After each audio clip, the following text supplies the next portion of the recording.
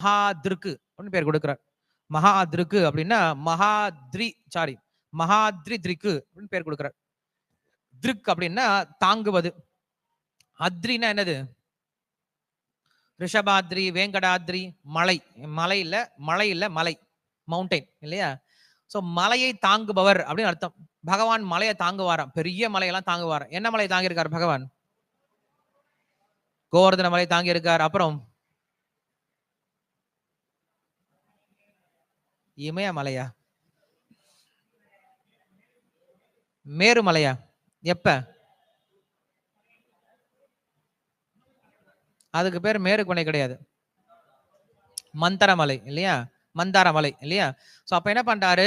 தானே கூர்மமாக இருந்து, அவன் ஒரு கெஸ் பண்ணான்ல, அட்லீஸ்ட் நல்ல விஷயம். அவன் என்ன பண்றான்? கூர்மமா இருந்து பெரிய மலையை தாங்கிட்டு இருக்காரு மேல. அதே போல கோவர்தன மலை தாங்குறாருல, இப்படி பெரிய பெரிய மலைகளை தாங்குறதுனால அவனுக்கு பேர் என்ன சொல்றாரு? மகாத்ரி திருக்கு.